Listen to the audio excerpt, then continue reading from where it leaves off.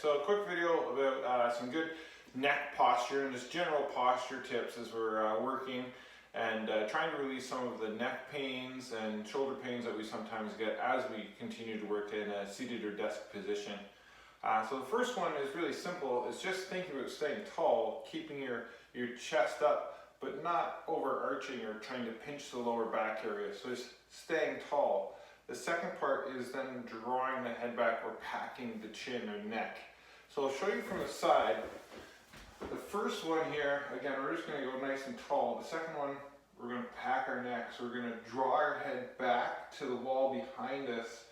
And what that does is allows our deep cervical flexors to actually work and help draw that head back. And then if we're sitting there typing, this is the general position.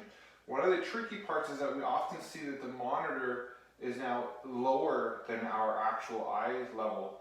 So we end up having this downward position, and then that leads to slow deterioration of your posture as you sit there.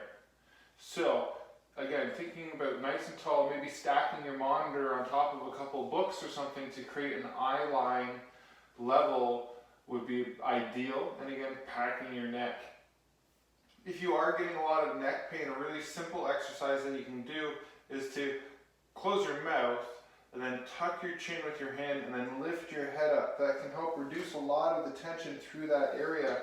So we're going to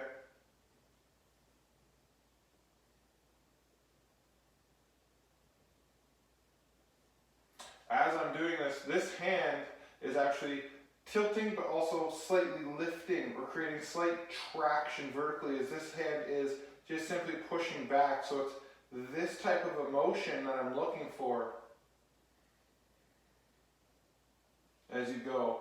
And then trying to hold that position as best you can. Another really simple thing is to actually try and keep the tongue slightly pressed to the top of your mouth. That's going to help activate some of the cervical flexors through this end of the neck.